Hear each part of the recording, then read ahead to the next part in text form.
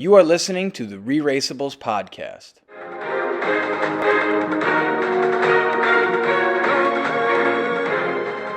Hello, and welcome back to another exciting episode of the ReRACEables podcast, episode number 50.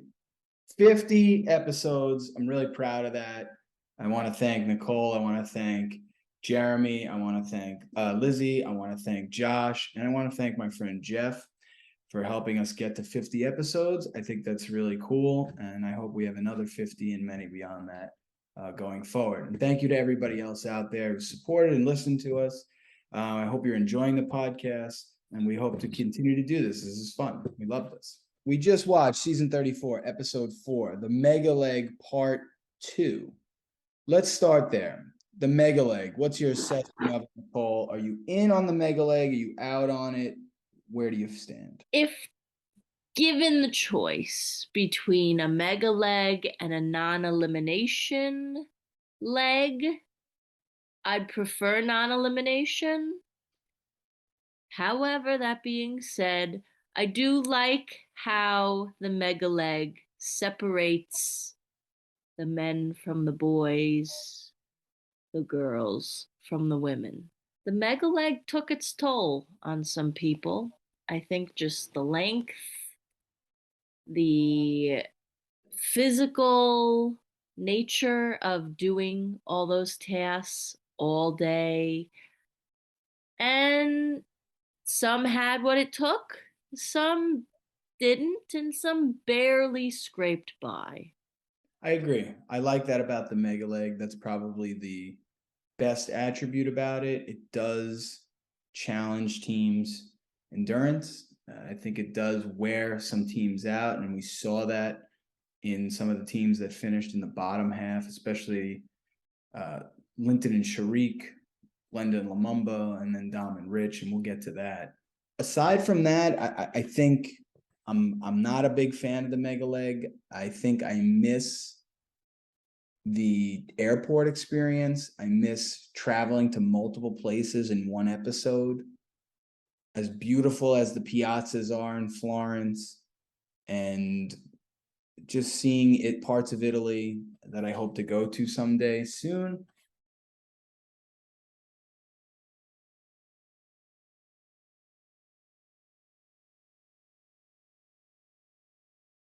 I want to see more places. Again, one of the biggest things about the Amazing Race is it's a telescope to see the world through. It's a means for people who don't have the means to, or the opportunity to travel the world, to see as much as possible. And we still see enough, and I am not knocking it there, but I guess I just miss that jumping on the getting to the airport. Where are we going next? 2-3 places in an episode or in a leg. I don't think that's really a mega leg issue. I think that's just the nature of the show now. Maybe that's true. Maybe it's just a COVID aftermath kind of situation, or just the nature of how they design the show. Maybe it's just a little bit easier to control and there's less moving parts. But I miss that. Me too. I miss the airport. I do. I think it was a cool aspect of it. We get to the roadblock, the second roadblock on the Mega Leg, and we're chiseling statues. Now, I personally thought, like the teams that first got there, that I think it was Michael and Marcus. Marcus was the one who was opted to do this roadblock, and he was like, "How the hell am I doing this?" Did you think that too? Yes, but I like how he just immediately started chiseling. Like, there was no trying to, like, all right, let me try to map out where am I going to put the head? Where should I start? He just went for it. And then he was able to discover, oh, it's under there. Yeah, which made a hell of a lot more sense, because I'd like to think I have some ability in art, but chiseling, already I was calculating, like, how close do they have to be? What's the percent error here that's going to get a thumbs up? Well, we always do the who would do this? I would do this one. Yeah, I think so. Yeah. I think your patience and chiseling a statue would probably lend itself a little bit better. Is that what you're thinking? Yeah. And I have somewhat of an artistic ability. So did you like or did you hate that the challenge was only to just chisel off this extra pieces that's around the actual statue and you didn't have to actually chisel the statue? I liked Like it. it or you hate it? I really liked it. And I liked that, like, immediately everybody's first thought is, I can't do that. And then they look around, how's everyone so good at that? And like immediately everybody doubts themselves and is impressed by others. And then they discover, like, oh my gosh. And so, like, seeing that all unravel was entertaining. See, I kind of hated it. I wanted to see them struggle at it. I wanted to see them screw it up royally. And Well, that would have been impossible. Normal people of cannot course, chisel from marble and like create the David. I know, but it would have been interesting to see how people would have played it, right? And maybe there's a way that you could have created it to make it doable enough. I don't know, but I just thought that there was kind of that drama or that considered option, like we saw with, right, Dom considered taking a penalty. I so wish that they took the 4 hours. I so wish that they took it It was so close.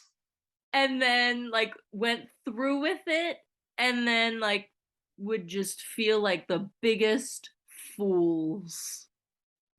Yeah, because it's the ultimate lesson in not panicking on the show. Yeah. He said before, like everybody did so good. How are they doing this? Oh my gosh, should we take the penalty? Yeah, let's take the 4 hour penalty. How is that a good idea? And I love, credit to Rich. The guy has been a zero the whole season, pretty much. And he kudos to him. He looked kind of straight through her and was like, we are not taking this penalty. You can do this. That was the And one glimmer of value that he brought yeah, it was a pretty big deal. I mean, their whole time there. yeah, it was a pretty big glimmer too, because a 4 hour penalty would have just, oh my goodness, they were already disgustingly behind. And they caught up, but they were still very behind. And then a 4 hour penalty on top of it would have been laugh out loud hysterical, wouldn't it? Yeah, would have been great. I would have loved to see that. And could we talk about Dom now that we're at that challenge specifically? What is her profession again? All right. Anyone who's paying this woman money for life advice Life coaching. should demand reimbursement. The way that she immediately gave up, broke down, was ready to throw in the towel. Unbelievable. Yeah. Really astonishing. If anyone should know how to tackle a challenge, it is a life coach. And that she was the worst person there tackling that challenge. Right. I have to agree. Especially what a moment for her to be the ultimate example of probably the types of messaging that she sends clients, right? You have adversity, you're behind, the chips are stacked against you, and you have to rise up and be greater than it. And her first instinct was to just quit. That blew me away. And maybe part of her deal is quitting, because hey, sometimes in life quitting is the best option, right? But you have to think, like, as she's filming this, isn't in the back of her mind thinking, like, the world is watching me do this. My past and future potential clientele is watching me do this. And yet that's what she does. Yeah, it's real. I think that's something that she would probably say, is that emotion is real, and the stress and anxiety and magnitude of that moment is overwhelming. I don't care who you are. I don't care who you are. If I was in dead last and I knew it and I came up to this challenge that I had no idea what to do, and I didn't read the clue, because we know that she didn't, because we learned that later in one of the confessionals, that she needed to reread the clue, which helped her eventually get back on the horse. But I understand that it's real. I was just stunned that a life coach would give up that easily, and that really blew me away. And just, we don't have Lizzie tonight, but Lizzie shared some thoughts, and this was one of her points too, that Dom's lack of self-confidence is bewildering considering her job and the way she talks to Rich and how she presents herself. That was a separate issue about how when they were in the car and there was kind of this repeat what I'm saying, repeat the directions that I'm giving you, confirm with me what I'm saying, as he's trying to navigate. And it's just such an interesting dynamic the two of them have in their relationship. Speaking of disasters, let's turn our sights over to another team that struggled at the roadblock in Linton and Sharik. Sharik communicated early in this leg that she has anxiety, that she's done 0 roadblocks as a result. And what she showed us at the roadblock, it was kind of easy to see why. Lizzie also shared a note that she was surprised that Sharik gave up so much after the chiseling, because it wasn't just at the chiseling where her anxiety and feeling defeated kind of took over. It really like snowballed from there. And she had such a negative attitude. I just want to be done. I don't want to be doing this. I won't be doing this again. I want to go home. And Lizzie wrote, "Come on, girl." And I have to agree with Lizzie. I understand. We saw Kim and Penn last season. She was very upfront and out there with her struggles with anxiety and things of that nature. But it didn't go to this. Maybe they never were in the back half and they didn't struggle that much. I can't quite remember or make that connection, but this was a whole other level I thought Sharik was on. Well, couple things I want to say here. First of all, I think Kim had the life experience to know how to best manage her anxiety. Whereas Sharik is still pretty young, Yeah. and she kind of was just going with avoidance, avoidance, avoidance. And then it came to a point, all right, you're going to have to eventually do a roadblock, right? And then she does it, and she just gets the best of her. She doesn't know how to manage it. And then it just snowballs and snowballs and snowballs. And now she's in this horrible attitude. And there is no turning back when you are in that mindset of just negativity, and it just was horrible. And it was painful to watch, as a fan of the show, someone who makes it on there say, I want to go home. And what bothered me most is that she rolled her eyes at Phil. Yeah. You don't roll your eyes at Phil. Show him some respect. I mean, the fact that he had to propose the idea of leaving the race as a way of kind of walking her down the ladder, credit to Phil. The guy is a amazing race whisperer. It's a class act. The class act, top shelf. Put him on the Emmy nomination board immediately. I agree. I think it's so hard, right? How many people have applied and want to be on this show and would do anything to have that opportunity? And then to see somebody struggling with it so much, on the one hand, you feel for her, and I do, and it's tough. And I admire Linton's ability to come to his daughter's side and really support her. This seems like something he's probably done for a long time, and this has probably been a big part of their relationship in many different ways, or has kind of reared its head in so many different circumstances, if I had to guess. But in the end, I was really happy to see that Sharik was able to kind of turn it around enough, thanks to Phil, thanks to her dad, and continue on with the race and not really regret something like actually leaving, going home, and kind of letting her set that boundary and then not getting past it. Come on, Sharik, you got this. You know, don't let this snowball. I'll be interested to really see how this affects them in the next episode.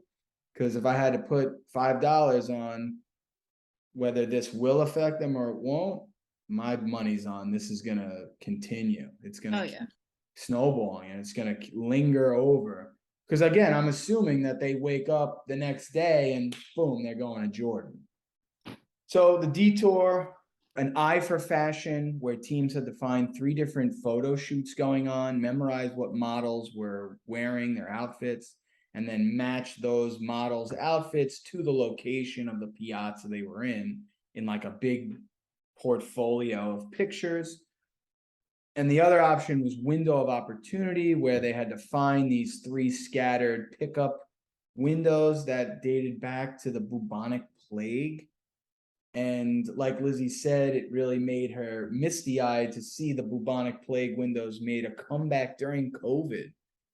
Just incredible, great idea. And I have to start there. I thought that was amazing that this bubonic plague era aspect of Florence all of a sudden gets reborn again out of COVID. Crazy. Thank you, bubonic plague. Yeah, I mean, even the bubonic plague and things of that nature gets another second chance at, rearing its head. Of course, not what we wanted, but that was cool to see that they were that creative. And kudos to the producers and the creators of this leg of the race to think of that and incorporate that into the leg. That was awesome. But I want to talk about the front runners first. We had Marcus and Michael and Emily and Molly at the front of the pack. They both chose Find Your Fashion. But if you noticed, they could have easily worked together, but they didn't. Should they have worked together? Should they have competed? What did you make of that situation? Well, why would they work together if they're both competing for first place? Why not? Makes no sense. Well, I'm saying that is it worth, maybe the better question is, was it an opportunity missed to kind of build a bond with somebody? Or do you think it's just we're front running, doesn't matter? When you are front running, you want that first place. You want to earn that Travelocity points trip or the cash or whatever they're going to give you. They want it. Gives you momentum. We had both of these teams very low ranked. Okay, multiple people had Emily and Molly as their 12th ranked team. I had Michael and Marcus as my 12th ranked team. Where do you stand on Emily and Molly now, Nicole? Where do I stand? I stand corrected. I was very impressed by them. They're a good team. They're competitors. I think we underestimated, first of all, they're smart. They're I think we mixed up Pasta and Nina and Emily and Molly. I think we got those two all-female teams very wrong. And maybe rightfully so. I think we got them wrong because I think everybody valued relationships above all else in their rankings. I know I did. And I think we missed on Emily and Molly's bigger journey that they're on with this race. When they come in first place, they win the trip to Australia. They're taking that together, right? Everything that they're doing together on this race is building their relationship because they want to build their relationship because they've missed out on 36 years of their relationship. And I think we really missed the boat on that dynamic. I know I did. Well, that, and also I think I was placing a lot of weight and importance in how well do they know each other, Absolutely. which for them was hardly at all.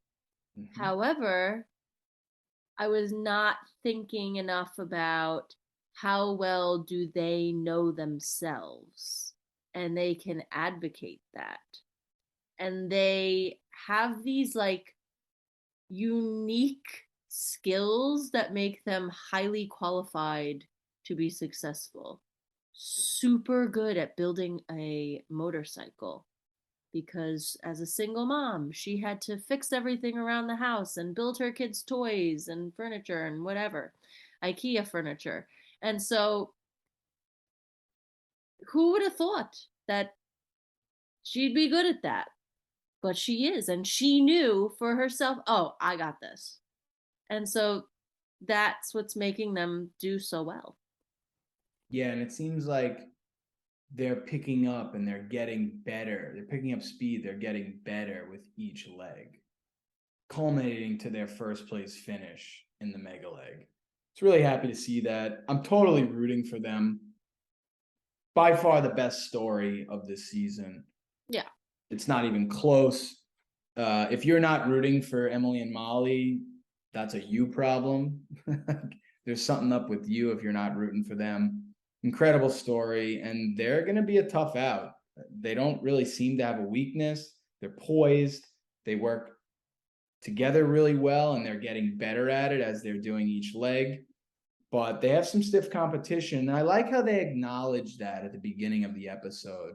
They acknowledge that Michael and Marcus are the leaders and that they would like to see them stumble a bit and then sneak in there and really kind of take advantage of that. It was nice to see a little competitive edge out of them because Michael and Marcus. That's what was missing from all the videos that we used to judge our rankings was we didn't see any competitive edge.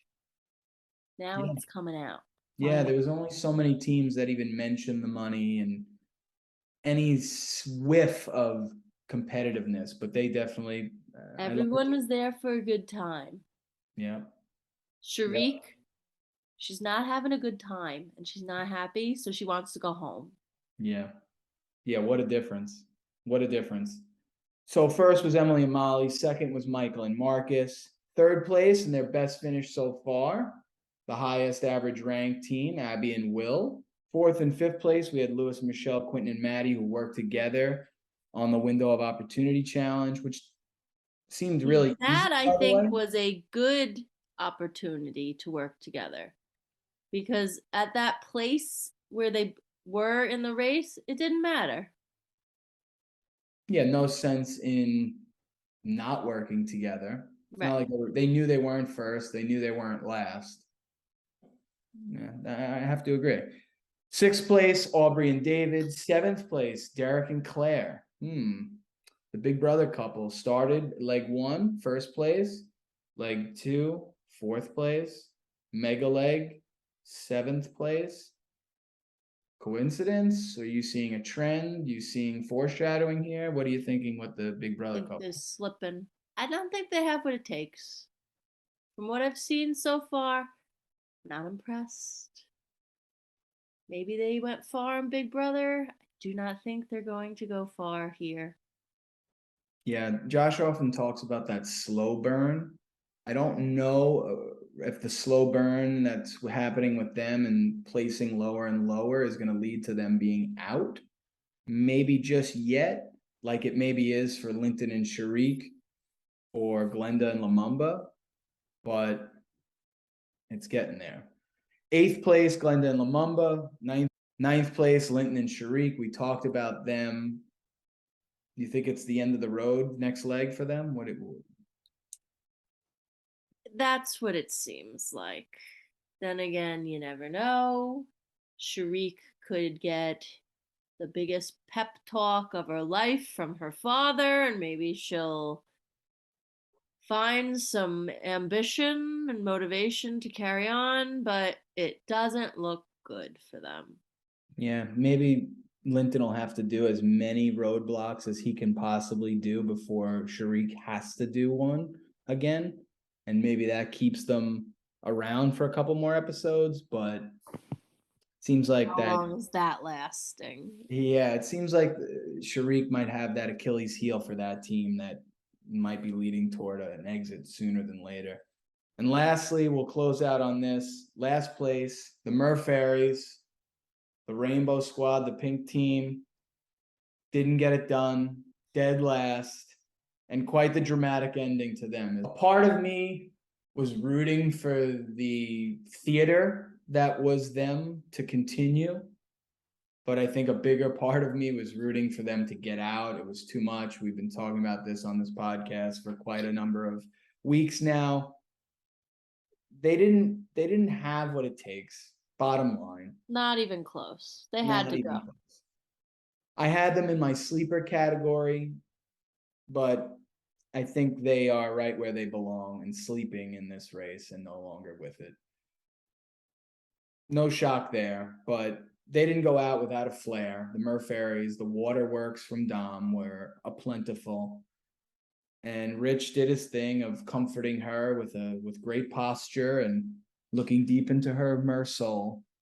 If anybody's going to take an early exit like that well out of the remaining teams, I think it would be them, because I'm not sure that they're so interested in winning the $1 million and competing. They're not really competitive people, and that's one of those things that I think you have to really go far in this race, and I never saw that from them. No. Just drama and emotion, too much emotion. Let's finish up with a little power rankings update. In last place, tied is me and Lizzie with 56, and second is Jeremy with 55, and in the lead, Nicole with a low score of 50. That'll do it for the podcast tonight. Podcast number 50 on the ReRACEables podcast. Again, thank you to Nicole, Josh, Lizzie, Jeremy, Jeff, everybody that's listened to the podcast. We appreciate it. Hopefully we'll be able to create more content, more podcasts on this season, seasons past, and seasons in the future. We love doing it, and thank you for your support. We'll be back next week to talk more things Amazing Race. Be sure to follow us on Instagram, like, subscribe on our YouTube channel, and thanks for your support.